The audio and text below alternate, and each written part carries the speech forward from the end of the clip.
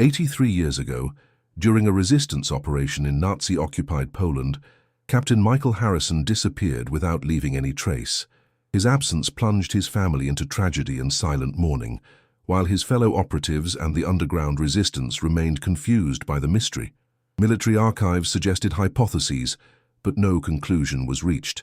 The case fell into official oblivion, but his family never lost hope, fighting for the truth to come to light. Before continuing, subscribe and hit the bell. Here we reopen archived cases with respect and proof.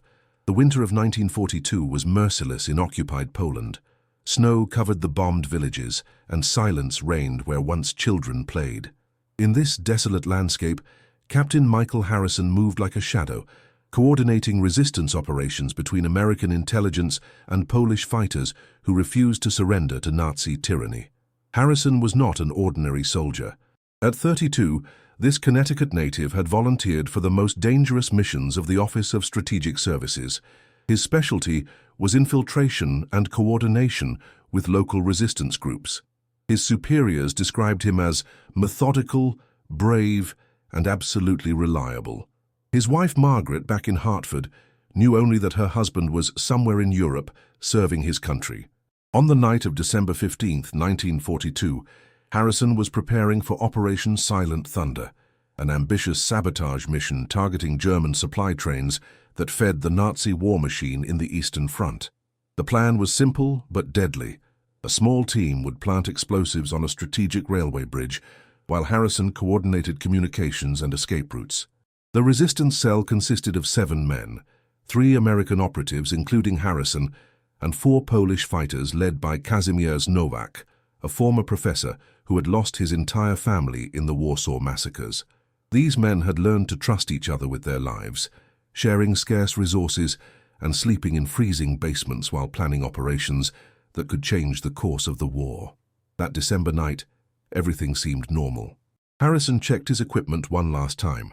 Radio, explosives, maps marked with escape routes, and a photograph of Margaret and little Sarah that he always carried in his jacket pocket. His teammates later recalled that he seemed calm, even optimistic about the mission's chances of success. The team separated into 2 groups at 11:47 p.m., according to the last radio transmission recorded in the archives. Harrison was supposed to maintain communication from a strategic position, while Nowak's group advanced toward the bridge. The plan required radio contact every 20 minutes. The first 2 communications were perfectly normal. At 12:27 a.m., Harrison's radio went silent, forever. When dawn broke, the other operatives found only his radio equipment abandoned in the snow, along with his rifle and ammunition. The photograph of his family was gone. No signs of struggle, no blood, no footprints leading away from the position. It was as if Captain Michael Harrison had simply vanished into the Polish winter night. The official report, filed 3 days later, classified the incident as presumed capture by enemy forces. The family received a telegram stating that their husband and father was missing in action. Margaret Harrison would spend the next 40 years waiting for news that never came. The morning of December 15, 1942, began like any other day of clandestine resistance in Nazi-occupied Poland. Captain Michael Harrison woke in the basement of a bombed church, where he and his team had been hiding for 6 weeks. The stone walls still bore scars from German artillery, and frozen breath formed clouds in the air as the men prepared their equipment for what would become Harrison's final mission. Operation Silent Thunder had been planned for months. American intelligence had identified a crucial railway junction that supplied German forces on the Eastern Front. Disrupting this supply line could delay Nazi operations for weeks, potentially saving thousands of Allied lives. For Harrison, this wasn't just another mission. It was a chance to strike a decisive blow against the regime that had turned Europe into a graveyard. The resistance cell had studied every detail of the target. The bridge spanned a frozen river 30 miles from their hideout, protected by a small German patrol that changed shifts every 4 hours. Intelligence reports indicated the guards were young recruits, poorly trained and demoralized by the harsh winter. The window of opportunity would be brief, 45 minutes between patrols to plant explosives and escape into the surrounding forest. Harrison had spent days reviewing the escape routes, marking alternative paths on his maps, and establishing communication protocols with each team member. His methodical approach had kept the group alive through 7 previous operations. His teammates trusted him implicitly, knowing that Harrison never left anything to chance. That morning, Harrison wrote what would be his final letter to Margaret, though he wouldn't live to send it. In pages later found among his personal effects, he described his longing to return home and his determination to make their sacrifice meaningful. "Every operation brings us closer to victory," he wrote. "Every bridge we destroy, every supply train we derail saves lives and shortens this terrible war." As evening approached, the temperature dropped to -15 degrees Celsius. The team performed final equipment checks, testing radio frequencies and synchronizing watches. Harrison carried the main communication radio, a bulky device that weighed nearly 20 pounds, but was essential for coordinating the complex operation. At 9:30 p.m., the 7 men left their hideout and began the treacherous journey through snow-covered forests toward the target. They moved in single file, with Harrison in the middle position, maintaining radio contact with Allied command every 30 minutes. The forest was eerily quiet, broken only by the crunch of boots in snow and the distant rumble of German supply trucks on nearby roads. The team reached the observation point at 11:15 p.m., 32 minutes ahead of schedule. Through binoculars, they confirmed that the German patrol followed the expected routine. 4 guards, young men who seemed more concerned with staying warm than maintaining vigilance, huddled around a small fire near the bridge's eastern entrance. Harrison established his communication position on a small hill overlooking the target area, with clear sight lines to both the bridge and the planned escape routes. His radio equipment worked perfectly, and at 11:47 p.m., he transmitted the final, all-clear signal to both his team and Allied command. The plan unfolded precisely as rehearsed. Nowak's group advanced toward the bridge, while Harrison monitored German radio frequencies for any sign of alarm. The first radio check at 12:07 a.m. confirmed that the team had reached the bridge and begun placing explosives. Everything was proceeding flawlessly. The second communication at 12:27 a.m. would be Harrison's last words ever recorded. "Thunder 2 to Thunder Base," his voice crackled through the radio. "Package delivery on schedule. Estimate completion in 15 minutes. His transmission was clear, confident, professional. 20 minutes later, when the explosion illuminated the night sky and the railway bridge collapsed into the frozen river, Captain Michael Harrison had already vanished without a trace. The explosion that destroyed the railway bridge created a column of fire visible for miles across the frozen Polish countryside. German soldiers rushed to the scene, shouting orders in panic as they realized that a crucial supply line had been severed.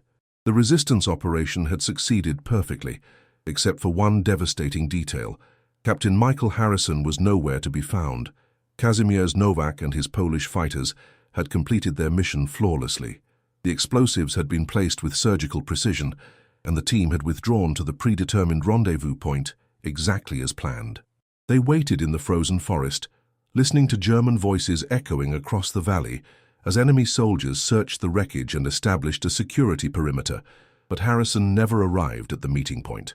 At 1:15 a.m., with German patrols spreading through the forest and time running out, Nowak made the agonizing decision to proceed to the secondary rendezvous location. Military protocol was clear. If a team member failed to appear, the operation must continue to protect the surviving operatives. They waited there until dawn, hoping against hope that Harrison would emerge from the shadows with an explanation for his delay. When the sun rose on December 16, 1942, the search team found Harrison's equipment scattered across his observation post like pieces of a puzzle that would never be solved. His radio lay open in the snow, still functional, the frequency dial set to the agreed-upon emergency channel.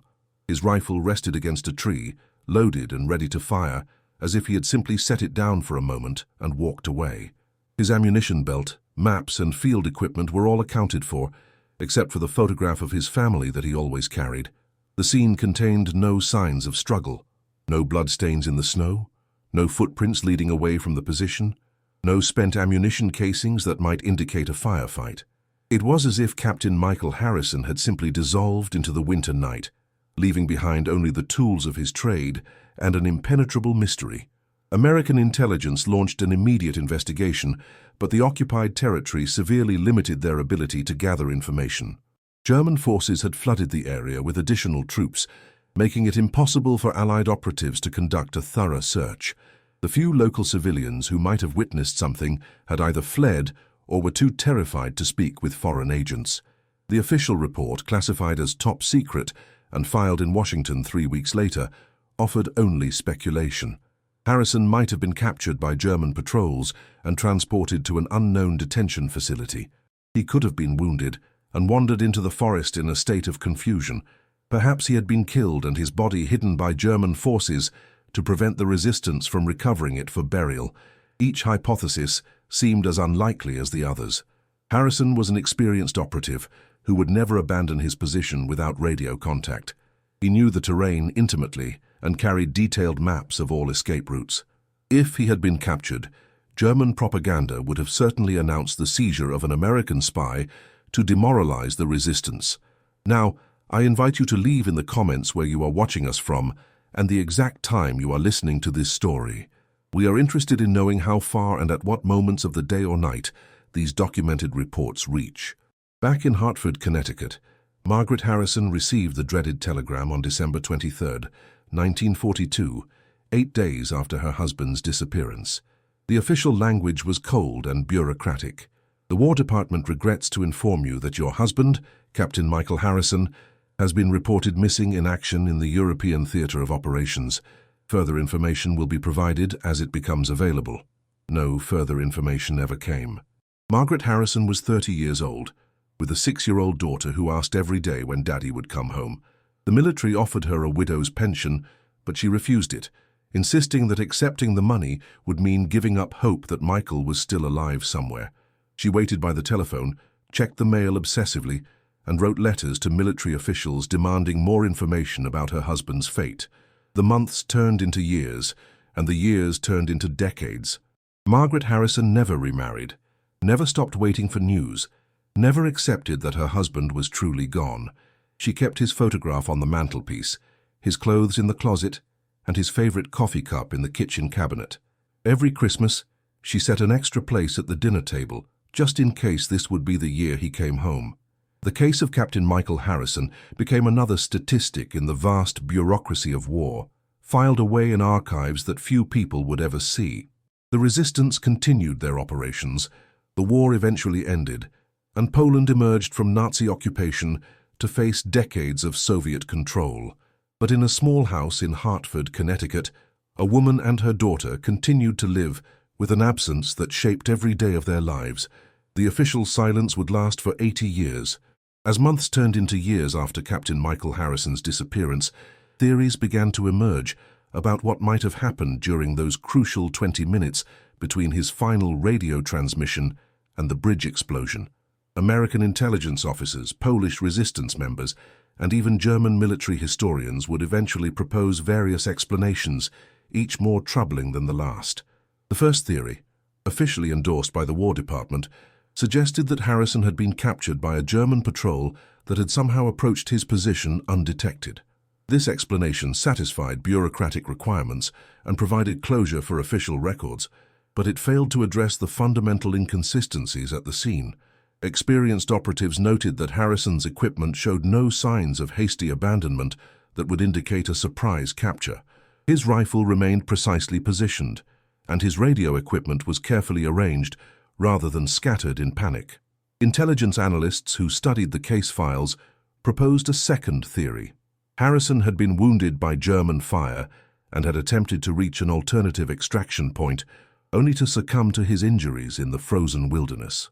This hypothesis gained credibility when searchers discovered traces of blood near a stream approximately 2 miles from Harrison's last known position. However, laboratory analysis later proved the blood belonged to a deer, not a human being. The most disturbing theory emerged from testimonies of Polish civilians who lived in villages near the operation site. Several witnesses reported seeing a lone American soldier being escorted by German guards toward a prison transport truck on the morning of December 16, 1942.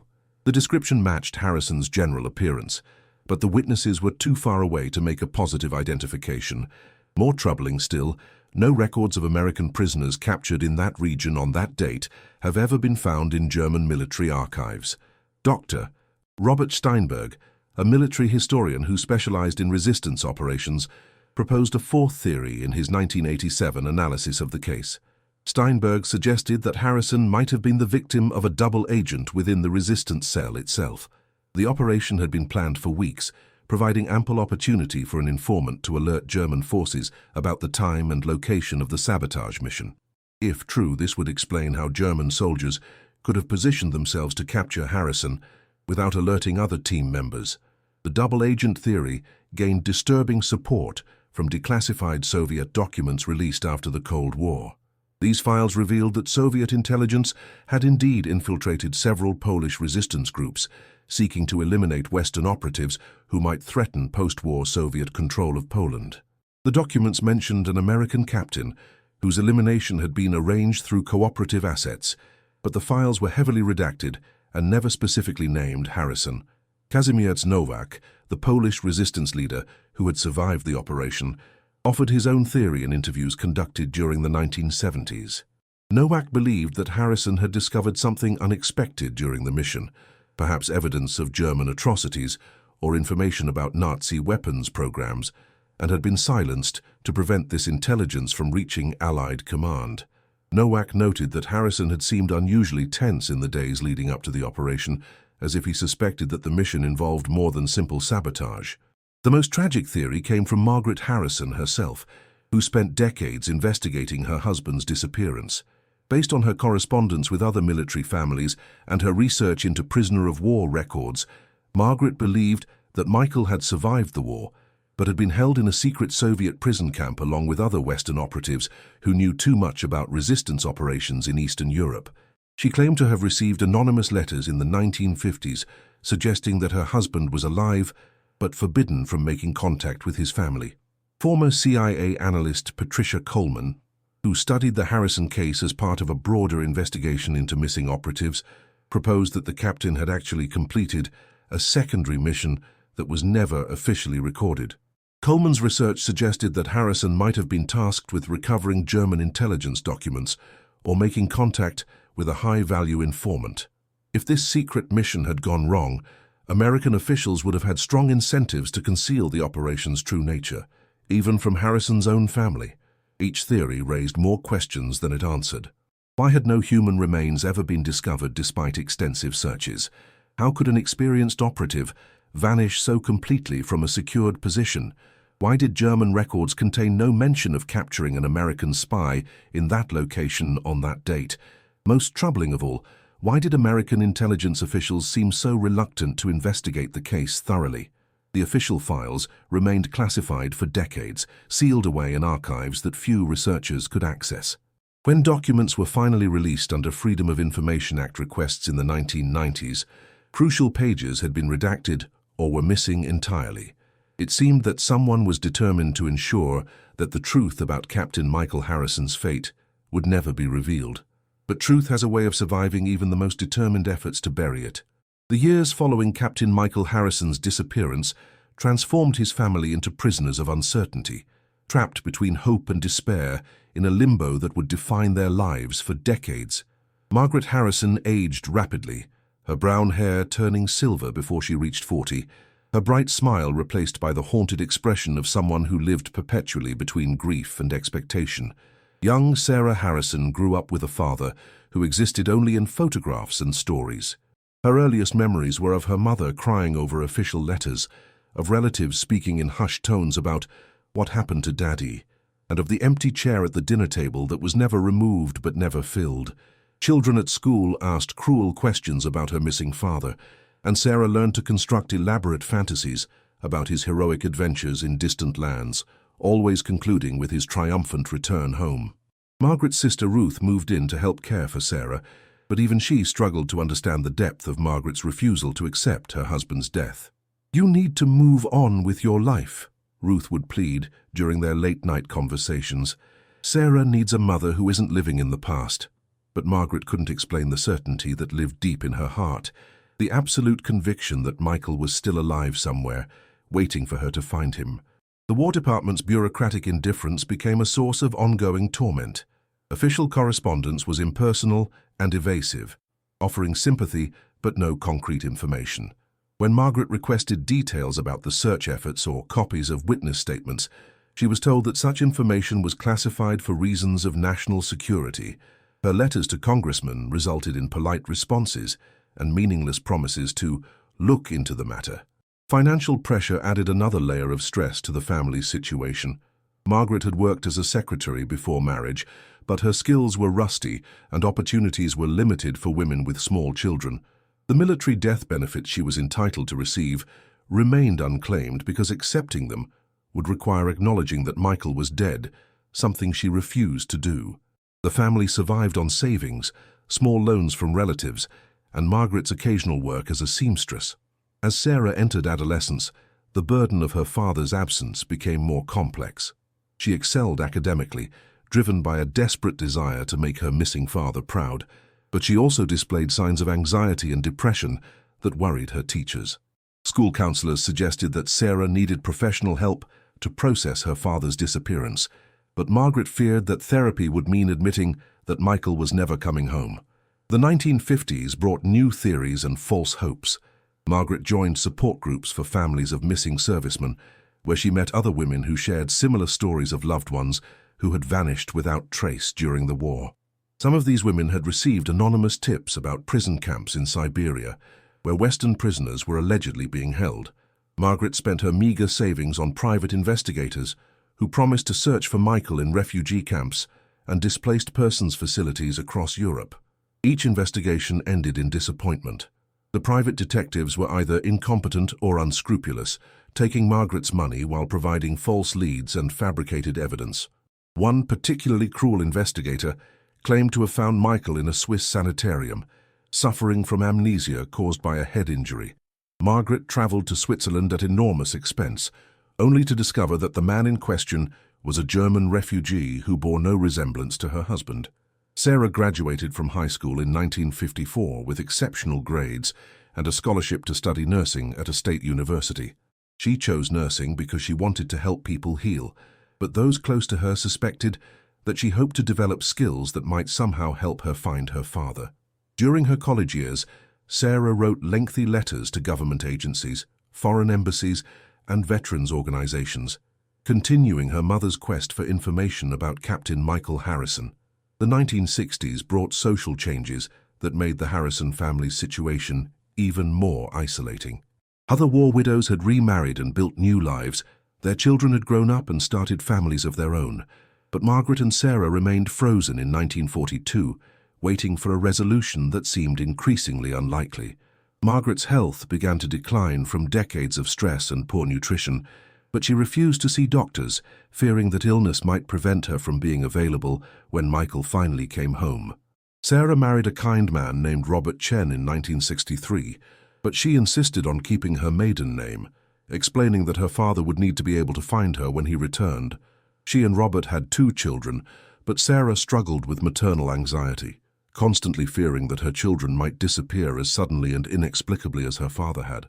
Family photographs from this period show Sarah holding her babies with desperate intensity, as if her grip alone could protect them from the forces that had claimed her father. Margaret Harrison died in 1978 at the age of 66, having waited 36 years for news that never came. Her final words, according to Sarah, were a request to leave the front door unlocked because Michael might come home tonight and won't have his keys. Sarah inherited her mother's obsession along with the family home.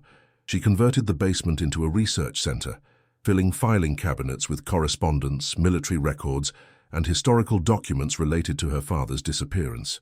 The search for Captain Michael Harrison had become a generational mission, passed from mother to daughter like a sacred trust.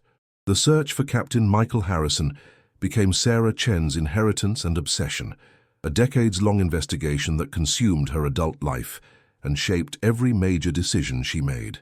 After her mother's death in 1978, Sarah transformed the family home into an unofficial detective headquarters, determined to succeed where 36 years of official inquiries had failed.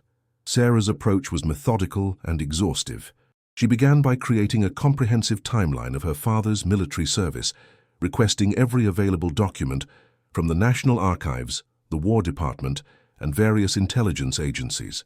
Much of the material arrived heavily redacted, with entire paragraphs blacked out for reasons of national security, but Sarah learned to read between the lines and extract meaningful information from bureaucratic language.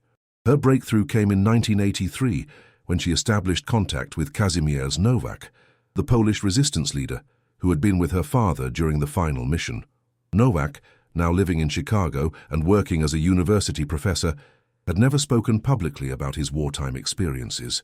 Sarah's letter moved him deeply, and he agreed to meet with her during a visit to Hartford. Nowak's testimony provided crucial details that had never appeared in official reports.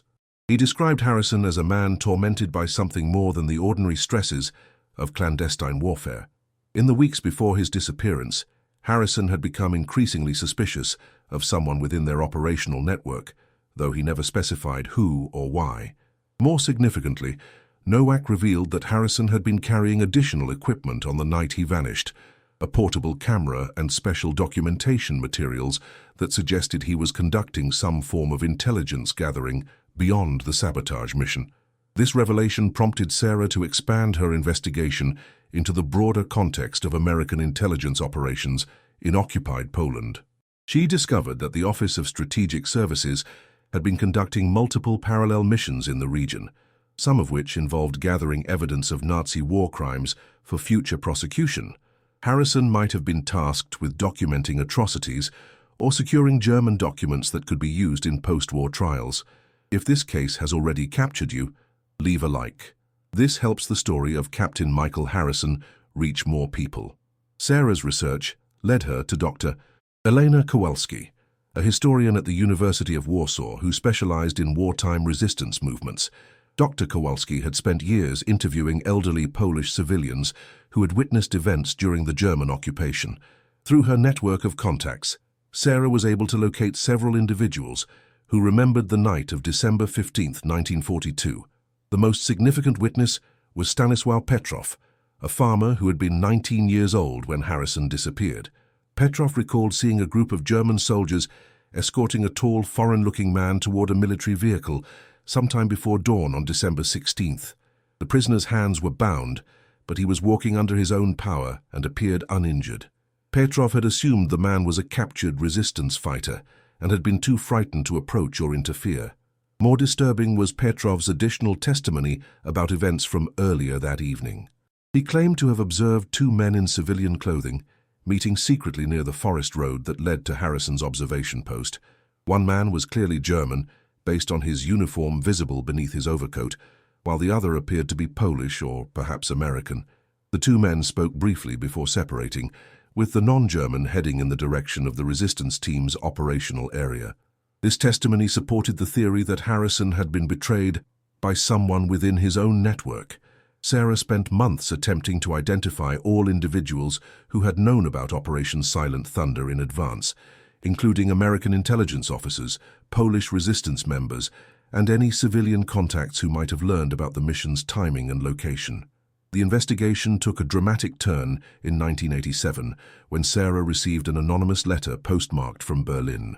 The letter, written in English with Germanic syntax, claimed that the author had been present during Harrison's capture and subsequent interrogation. According to this account, Harrison had been taken alive to a German intelligence facility where he was questioned about American codes and resistance networks for several weeks before being executed in January 1943. The anonymous letter included specific details that had never been publicly revealed, including the exact location of Harrison's observation post and a description of his personal equipment. Most chilling was the letter's claim that Harrison had been betrayed by the professor, a reference that seemed to point toward Kazimierz Nowak himself. Sarah confronted Nowak with this accusation during a tense meeting in Chicago. Nowak vehemently denied any involvement in Harrison's disappearance, pointing out that he had risked his own life repeatedly to work with American operatives and had lost his entire family to Nazi persecution. However, Sarah noticed inconsistencies in Nowak's accounts of certain events, and she began to suspect that the elderly professor was concealing information rather than deliberately lying. The truth, Sarah realized, might be more complex than simple betrayal. Intelligence operations during World War II had involved multiple layers of deception, with agents sometimes working for several different organizations simultaneously. Nowak might have been coerced into cooperation with German intelligence, while genuinely believing he was serving the resistance cause. Such double and triple agents were common during the war, often operating under threats to their families or promises of better treatment. Sarah's investigation had revealed tantalizing clues but no definitive answers. Her father had almost certainly been captured alive, probably as a result of betrayal, and had likely been executed after interrogation. But the identity of the traitor, the exact circumstances of his death and the location of his remains continued to elude her. The search would require one more breakthrough, one more piece of evidence that would finally unlock the secret that had been buried for nearly half a century. The breakthrough Sarah Chen had been searching for came from an unexpected source in 1994, when the collapse of communist governments in Eastern Europe began releasing documents that had been sealed in Soviet archives for 50 years. Dr. Elena Kowalski contacted Sarah with news that Polish government historians had discovered a cache of wartime German intelligence files that had been captured by Soviet forces and hidden away in Moscow until the end of the Cold War. Among these documents was a folder labeled Action Edelweiss, Operation Edelweiss, which contained detailed reports about the capture and interrogation of Allied agents in occupied Poland during 1942 and 1943. The file included photographs, interrogation transcripts and execution orders for dozens of resistance fighters and foreign operatives. On page 127 of the documentation, Sarah found her father's name. The German records revealed the systematic nature of the operation that had led to Harrison's capture. Action Edelweiss had been designed to infiltrate and destroy resistance networks throughout occupied Poland by turning captured operatives into double agents or extracting information about their networks before execution. The operation had been remarkably successful, resulting in the capture of over 200 resistance fighters and the collapse of several major underground organizations. Captain Michael Harrison had been designated as Subject 47 in the German files. The documents indicated that he had been captured alive on December 16, 1942, and transported to a special interrogation facility located in a requisitioned monastery approximately 60 miles from his last known position. The facility, codenamed Kloster, had been designed specifically for the interrogation of high-value prisoners who possessed knowledge about Allied intelligence operations. The interrogation reports made for horrifying reading. Harrison had been subjected to weeks of psychological and physical pressure designed to break his resistance and extract information about American codes, operational procedures, and the identities of other agents. The German interrogators had been particularly interested in learning about OSS communication methods and future planned operations in the region. According to the documents, Harrison had maintained his resistance for an extraordinary length of time, revealing nothing of significance despite intensive questioning. His interrogators noted his exceptional mental discipline and stubborn refusal to cooperate despite intensive persuasion techniques. The clinical language of the reports concealed the reality of torture, but Sarah could read between the lines to understand what her father had endured during his final weeks. The most devastating revelation was contained in a memo dated January 23, 1943.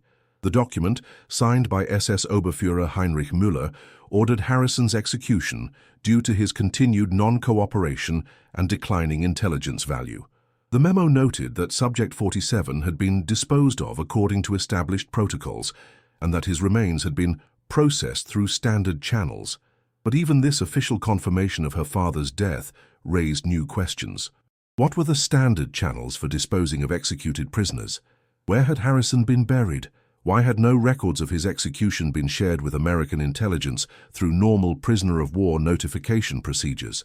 Dr. Kowalski helped Sarah locate additional documentation that provided partial answers to these questions.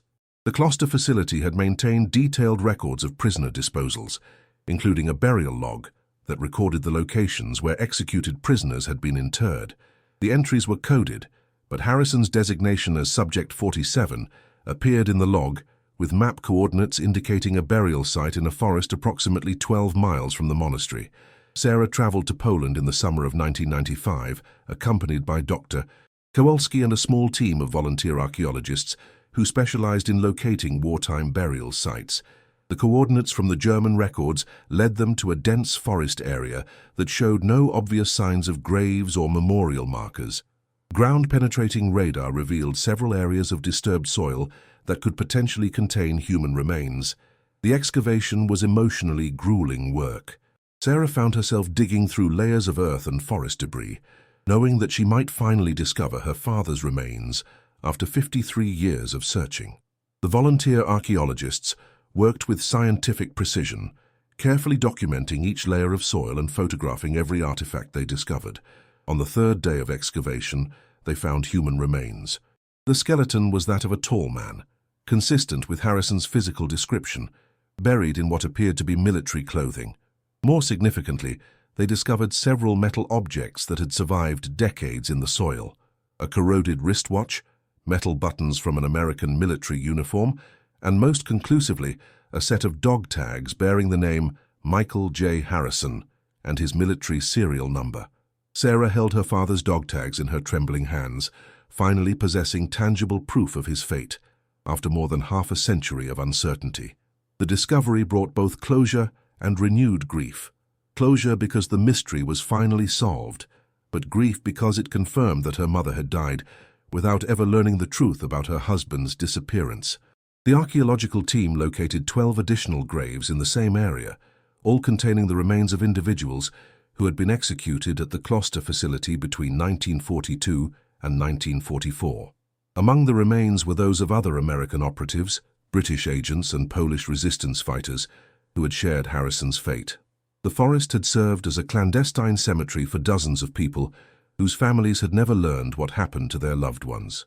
The German documents revealed the identity of the traitor who had betrayed Operation Silent Thunder.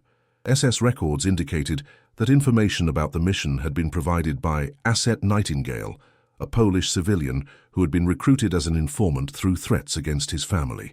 Asset Nightingale was identified in the files as Jan Kowalski, a local farmer who had been coerced into cooperation after German forces threatened to execute his wife and children.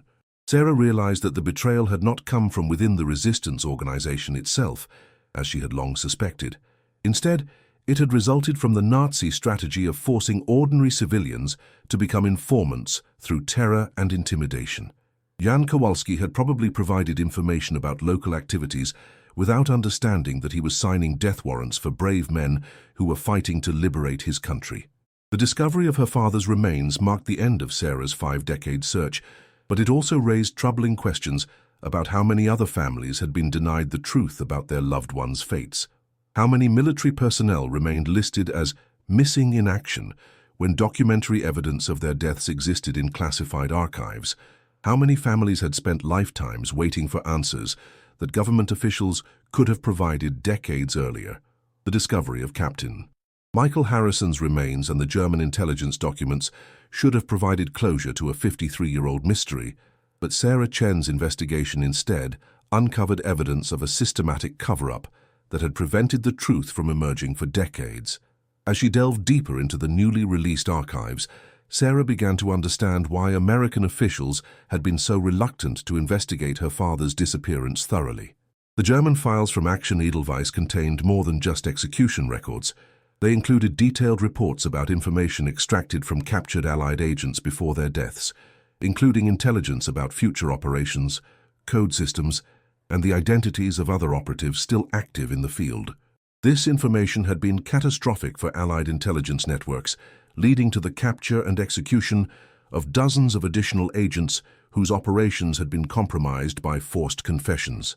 Most disturbing was the revelation that some of the intelligence extracted from Harrison and other captured operatives had subsequently been shared with Soviet forces through back-channel communications between Nazi and Soviet intelligence services. Despite being enemies in the war, both totalitarian regimes had recognized the value of eliminating Western intelligence capabilities in Eastern Europe, where post-war influence would be determined by whoever controlled the resistance networks. Sarah discovered that American intelligence officials had learned about Harrison's fate as early as 1946, when captured German officers were interrogated during the Nuremberg war crimes trials. SS Oberfuhrer Heinrich Müller, who had signed Harrison's execution order, had provided detailed testimony about Action Edelweiss in exchange for more lenient treatment. Müller's debriefing sessions, transcribed in documents that remained classified until the 1990s, included specific information about the capture, interrogation, and execution of the American captain designated Subject 47. The decision to conceal this information from Harrison's family had been made at the highest levels of American intelligence. A classified memorandum dated November 15, 1946, and signed by CIA Director Allen Dulles, argued that revealing the truth about Harrison's death would expose operational vulnerabilities and compromise ongoing intelligence activities in Eastern Europe. The memo recommended that Harrison's case remain classified as missing in action indefinitely to protect national security interests. This official decision to maintain secrecy had been reinforced by the emerging Cold War context.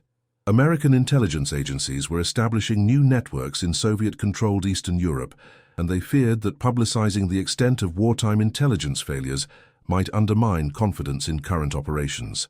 The sacrifice of individual families' right to know the truth was considered acceptable in pursuit of broader strategic objectives. Sarah's research revealed that her family's case was not unique.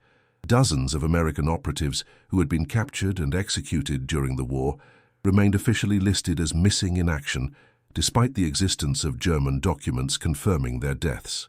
The families of these individuals had been deliberately denied closure to protect intelligence operations that, in many cases, had already been compromised or abandoned.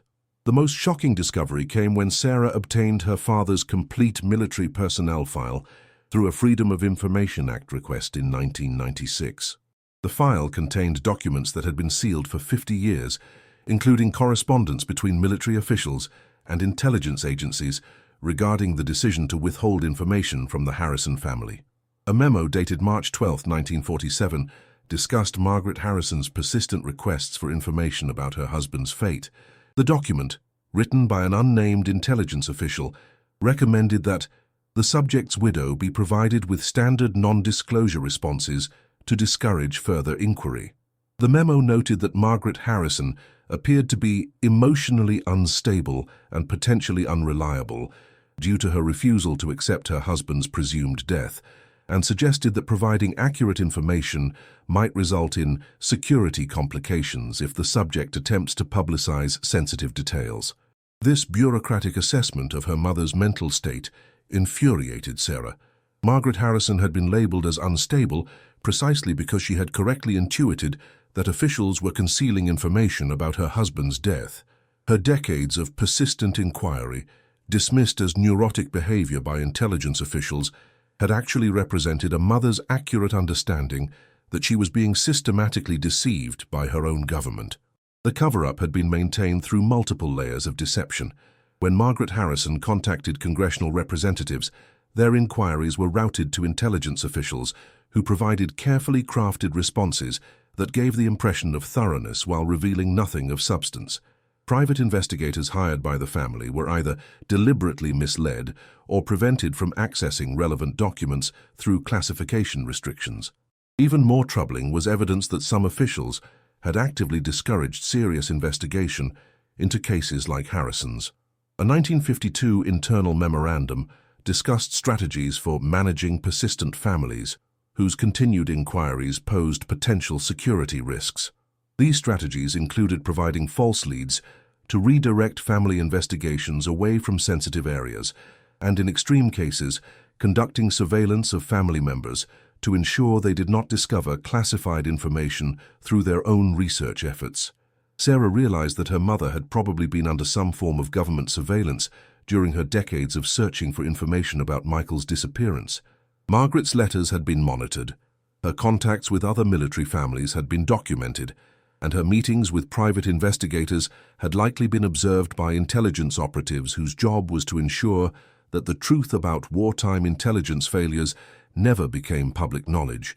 The systematic nature of the cover-up extended beyond individual cases to encompass broader policies about wartime casualties and intelligence operations.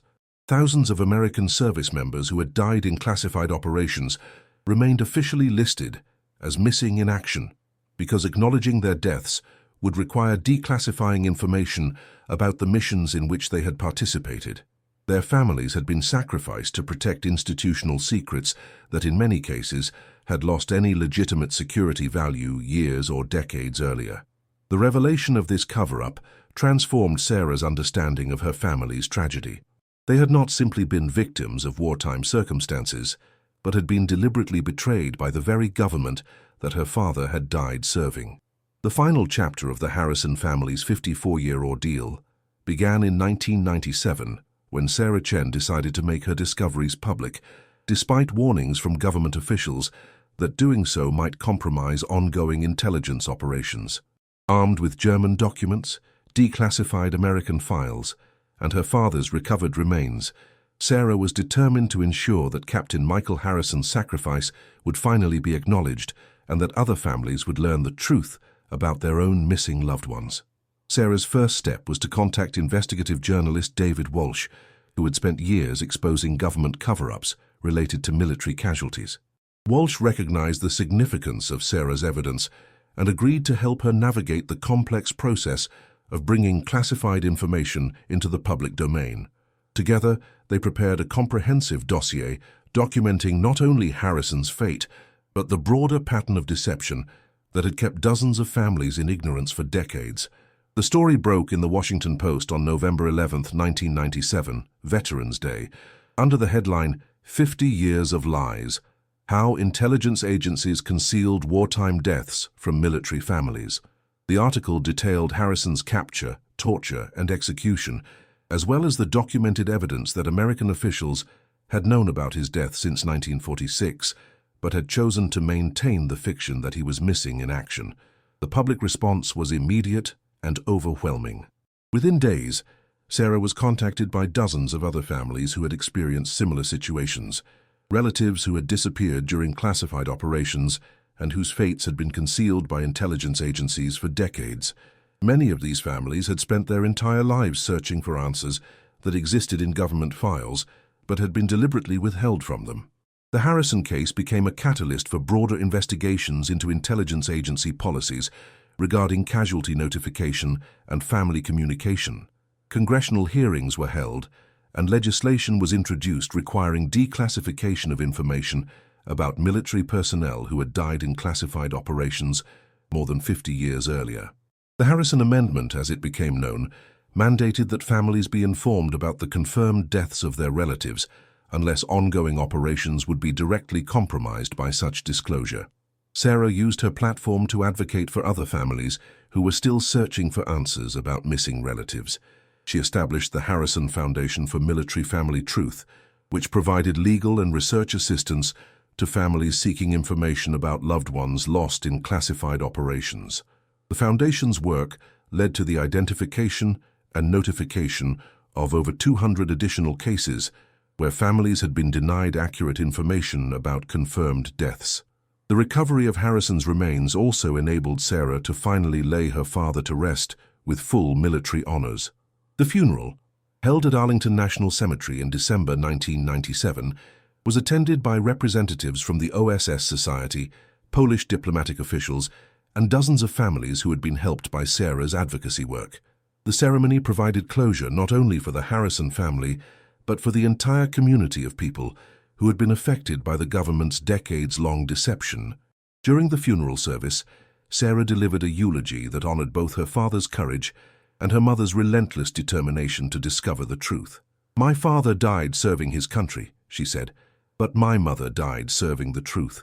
Both of them deserved better from the government they trusted and served. Today we honor their memory by ensuring that other families will not have to endure the suffering that was imposed on our family through deliberate deception and bureaucratic cowardice." The broader impact of the Harrison case extended beyond individual family notifications to encompass significant reforms in how intelligence agencies handle casualty information. New protocols were established requiring regular review of classified casualty cases to determine whether continued secrecy serves legitimate security purposes or merely protects agencies from embarrassment about historical failures. Dr. Elena Kowalski, who had helped Sarah locate her father's remains, used the publicity surrounding the case to establish an international project for identifying and recovering the remains of other victims of wartime executions. The project, supported by the Harrison Foundation and several European governments, has since located and identified the remains of over 300 individuals who were executed by Nazi forces and buried in unmarked graves throughout Eastern Europe. Kazimierz Nowak, the Polish resistance leader who had been with Harrison during his final mission, lived to see the truth finally revealed.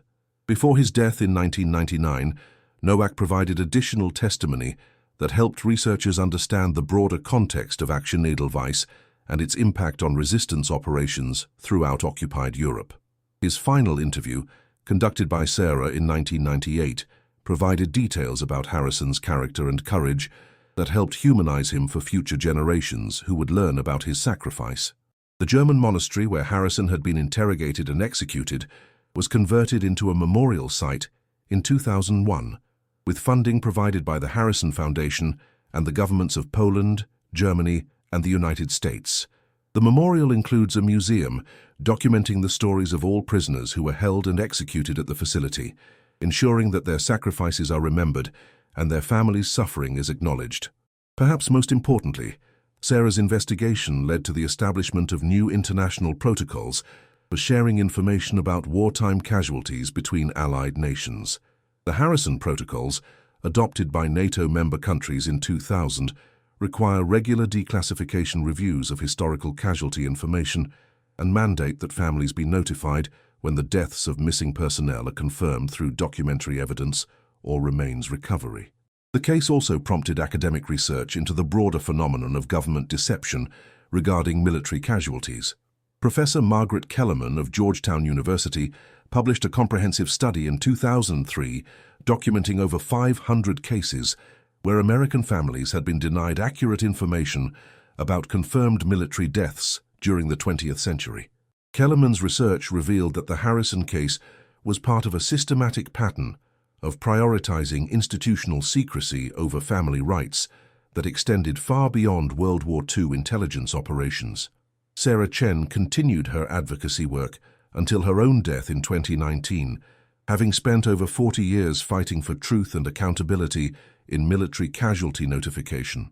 Her daughter, Emily Chen Rodriguez, has continued the Harrison Foundation's work, focusing particularly on modern conflicts where families still struggle to obtain accurate information about loved ones lost in classified operations.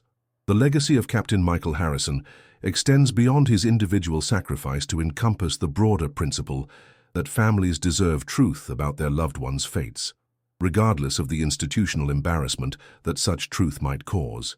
His story demonstrates both the courage of individuals who risk everything to fight against tyranny and the persistent power of love and determination to overcome even the most systematic efforts to conceal the truth. Subscribe to our channel to explore more archived and disturbing cases. Thank you for following the story of Captain Michael Harrison. We'll see you in the next video.